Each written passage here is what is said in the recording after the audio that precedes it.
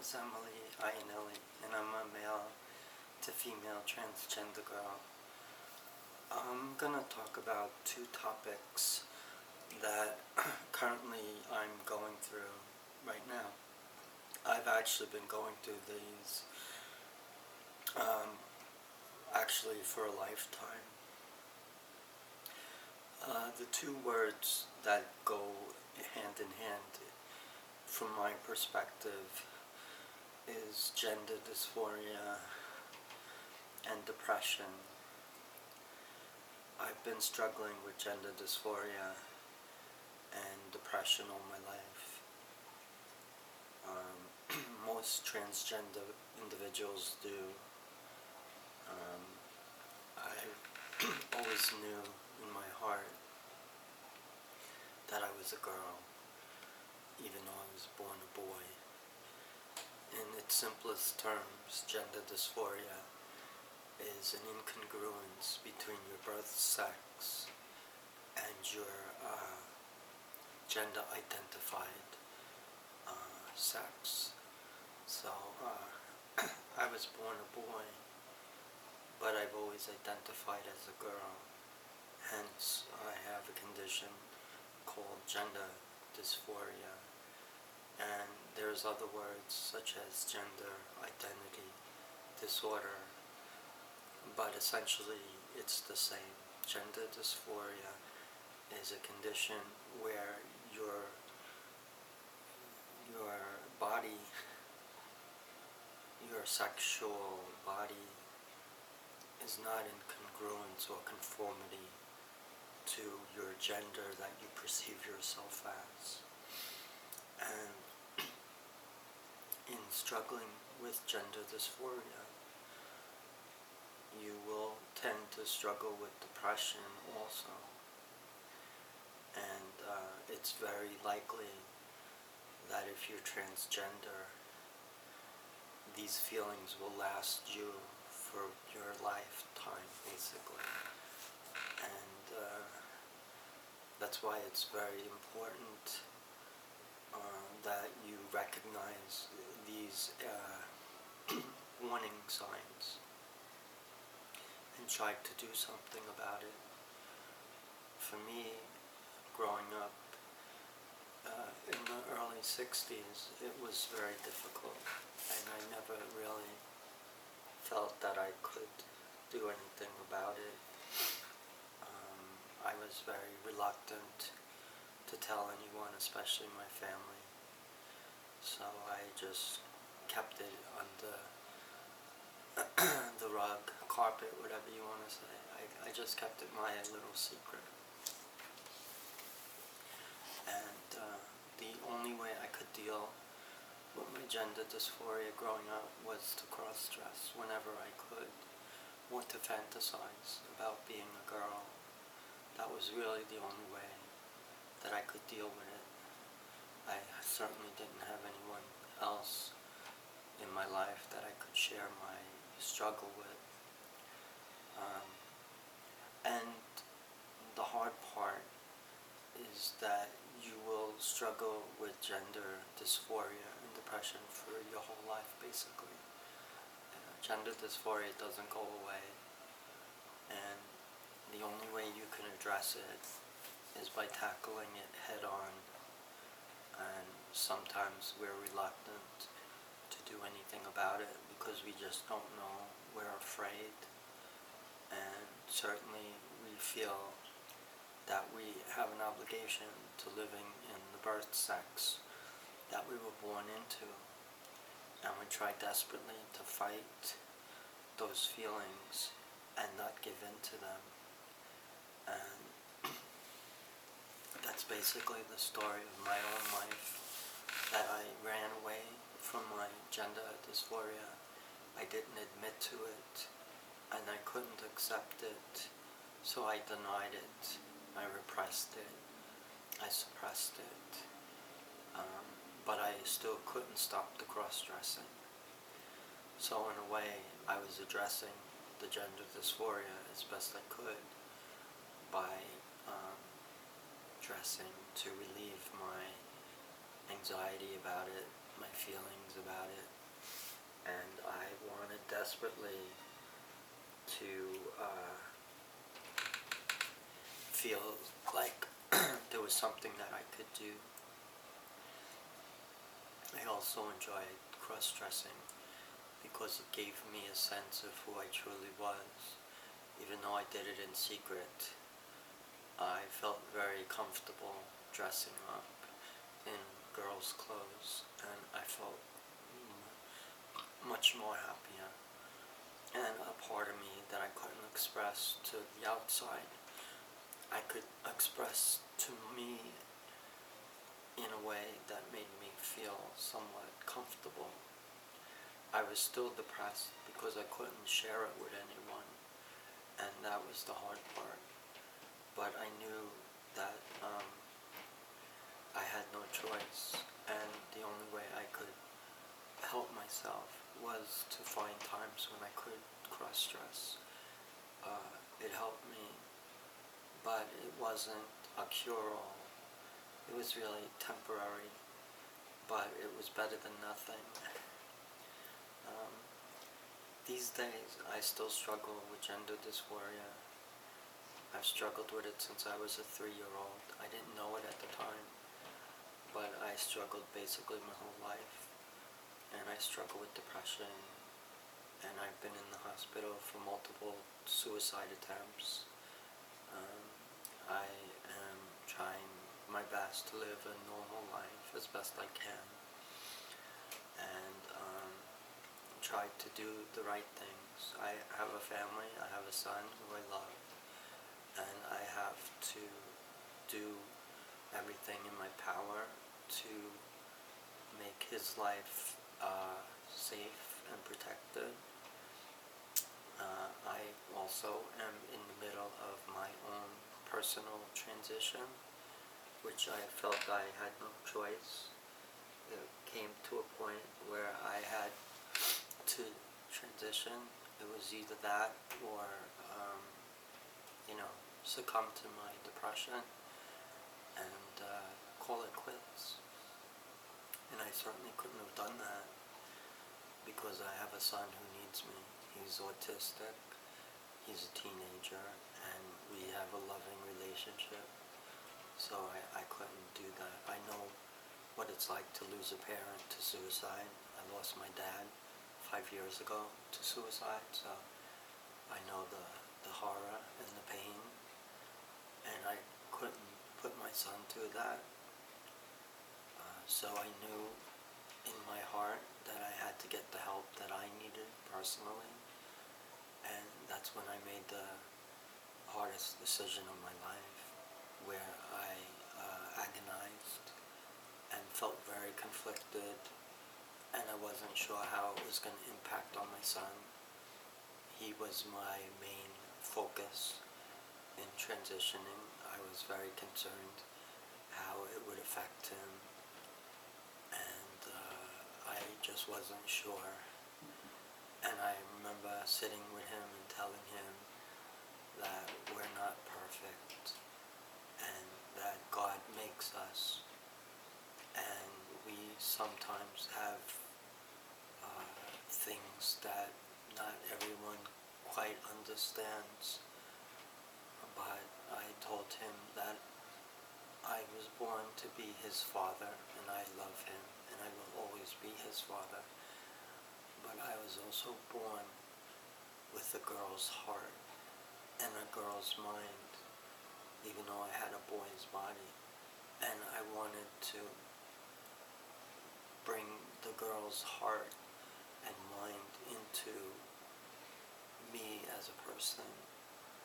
And I felt that I needed to be a girl and to live that way. And I spoke to my son, and he seemed confused at first. But he also asked me innocently, he said, "So Daddy, you want to be a girl, is that right?"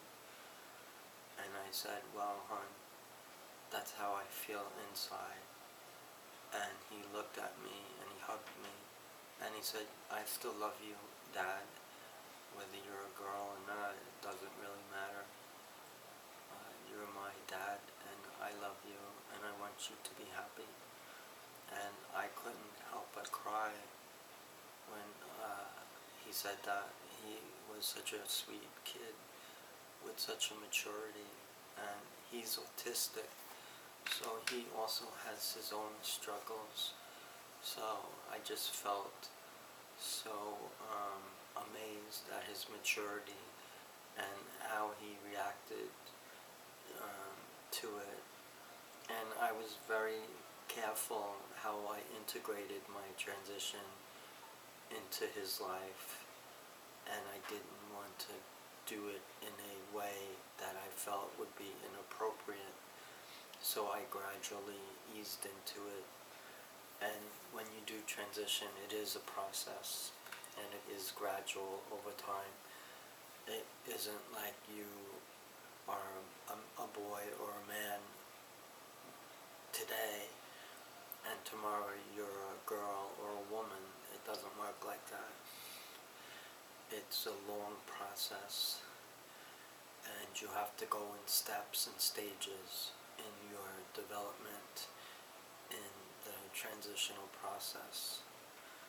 So when I spoke with my son and I told him,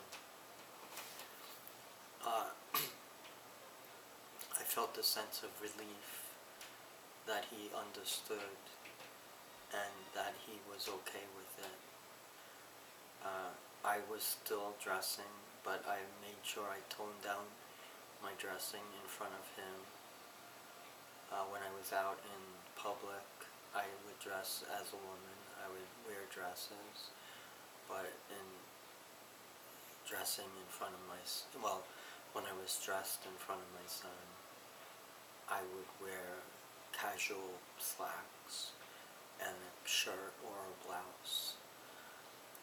And eventually I eased into wearing dresses all the time, and he was okay with that.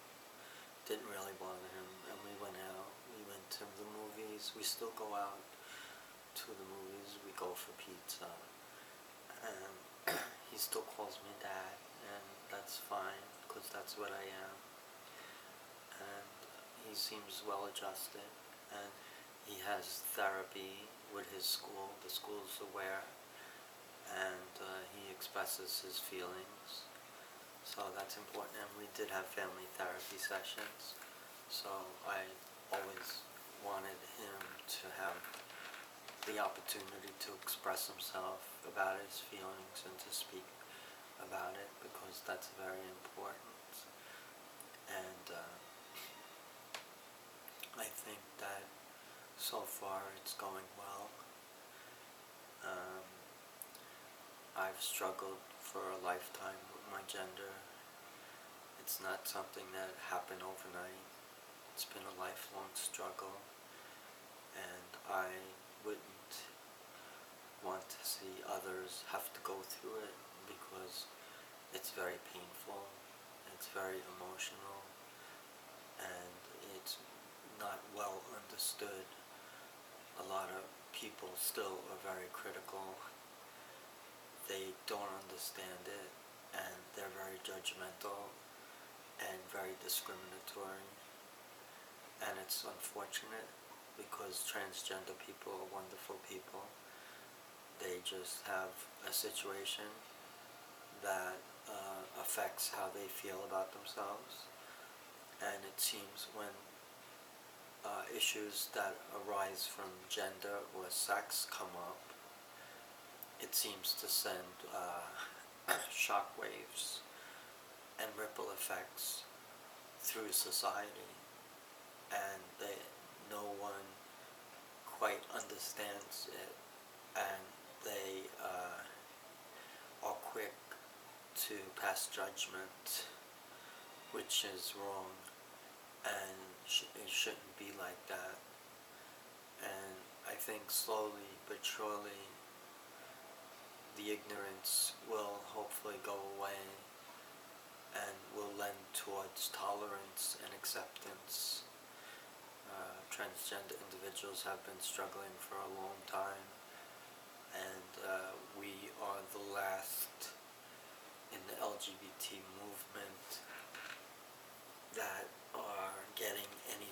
of recognition, and now are finding that there are people who do care and are making laws that address the problems that transgender people face. It's not a perfect world, and there's still a lot to do, but we are starting to make progress, which is very important. And I hope that as time goes on, it will get better. There's a lot of struggling transgender kids out there who are homeless. They have no place to go. Their family kicked them out of their house or abused them, and they're lost, and some resort to drugs or suicide, and they're just fighting for survival, basically. And it's very sad and very tragic. I even had an instance where I was trying to help 2 transgender teens personally with making accommodations for them at my house, but unfortunately my wife wasn't open to the idea, so they only stayed a few days, and I felt very sad and guilty about it because they have really no place to go. They bounce around from one friend's house to another's, and it's not a long-term basis, so they have no stability of any form of living conditions, and we're trying to find them housing assistance, being that they're transgender and they're young teenagers. And it's just sad that these kids have to struggle the way they do, and it just makes me feel so sad that I wish I could do more, especially for my friends, and it's heartbreaking, but it's very difficult. Even today, as I transition, I'm still fighting my depression. I still live with gender dysphoria. I certainly wish to have surgery eventually one day. I wish to have a vagina and to experience life as a woman fully. I've always needed to have a sense of myself, and I've always identified as a woman, and I felt that that's how I should live my life, and I don't have any guilt about it. It's just the way I am as a person, and I'm very sensitive, very emotional. I cry a lot. I am very easily moved, and I have a sense of compassion, and I try to help others if I can. Certainly I need help myself, and my son is my main focus. He's my priority in life, and I will do anything for my son to help him and to help address his needs. He goes through his own share of struggles as an autistic child, and he struggles with depression also. Being autistic and being transgender kind of go hand in hand with many similarities. They're 2 totally different things, but there are a lot of similarities. My son was always depressed, as I was. My son struggled with feelings of inadequacy and low self-esteem. I did as well. My son struggled with painful shyness and feelings of insecurity. I did as well. My son struggles with isolation and lack of friends. I struggled as well. My son struggles with integrating in society and feeling a part of it. I felt the same as he, and just as a very interesting scenario that we have different conditions, yet we have the same struggles. And I certainly can help him with his own struggles because I've gone through them, and I want to be there and help him through, and want him to know that he can always reach out to me whenever he feels he needs to. I will always be by his side because I'm his dad and I love him despite the fact that I'm transitioning from a male to a female, and nothing will change. The only thing that will change is my look and my name and the clothes that I wear, but essentially beyond all of that, I will still be a loving, caring father to my son regardless, and I will always be there for him, and he can always call me by my male name. That will never be a problem, and I just want him to know that I love him and that I always will, and this has nothing to do with him or my wife. It is something that I've struggled with for many, many years, essentially a lifetime, and the only way I can find peace and address the matter is to transition. I gave it so much thought and I struggled with it for a lifetime, and I went for therapy, and I knew in my heart that this was the only way that I could deal with it effectively, and it wasn't an easy decision.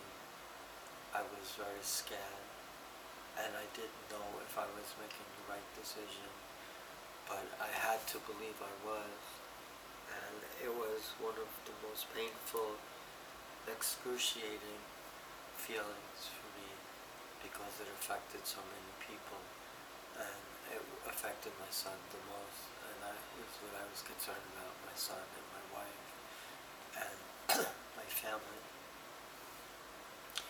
But I felt I didn't really have any other options. It was either transition or commit suicide, and I wanted to live. I didn't want to die. I didn't want to put my son through the pain that I went through with my dad's suicide. I knew there was a purpose to my life. I knew there was a reason that I struggled like I did, and I knew that there had to be a reason why I felt the urge and the need to transition and to share my life story and to be an advocate and to not judge others and to live as I felt all along, and to embrace it and accept me for who I am. There were many reasons why I felt I had to do it, and they were very convincing reasons, and I felt very happy once I came to realize what I had to do, and I felt relief, and a huge burden was lifted from my shoulders, and that was something that I never felt in a long time. So it was very happy. It was a very happy experience and a very rewarding experience. And though I still struggle with gender dysphoria and depression, each day gets better because I'm living in the true gender that I should be, as a woman, as a female, as a girl. And I have no reservations. I have no regrets.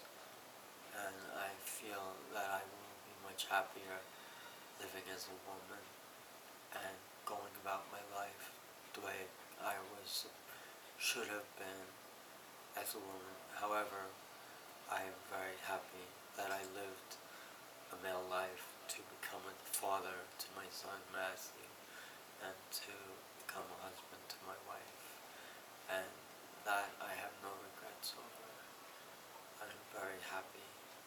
So I have a privileged life, and now I can move on and be the person that I knew I should have been all along, and I will find peace, joy, and happiness, and just try to help others by sharing a little bit about my own story and my experiences, and what it's like to be a family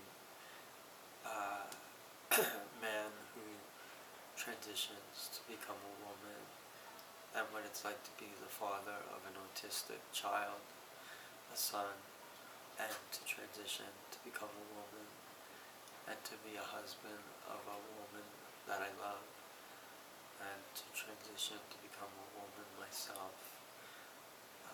It's very hard issues to address, but I am doing the best I can, and I'm feeling much happier now that I am coming to accept and embrace myself as a transgender woman, and I look forward to my transition. It's an ongoing process. I started it 2.5 years ago when I went on hormone replacement therapy, which is something that I always wanted to do, and I was fortunate enough to find Calum Lawn in the city where I go for the hormone replacement therapy, and I'm very happy, and I feel much more comfortable with my ever-growing femininity, and I believe the hormones are working, so I'm pleased with the results, and now it's just going forward and eventually hoping for SRS, sex reassignment surgery, and living as a woman. I live full-time. Even though I don't work, I'm still presenting, living, and being a woman 24/7, and I'm very delighted and overjoyed, and I will continue. And if you ever wish to contact me, you certainly can. I have my YouTube channel, my Facebook page, my About Me page,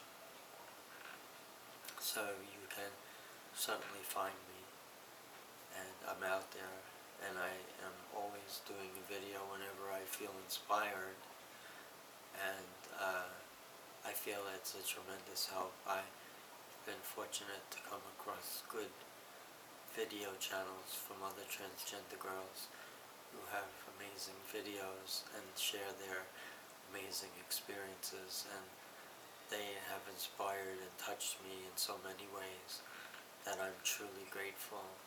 So I feel any way I can help makes me happy too, and I don't have the same pizzazz, I don't have the same magic that they have, I don't have the same beauty, but I know what it's like to be transgender, and I know how to tell my story. So if you're interested in learning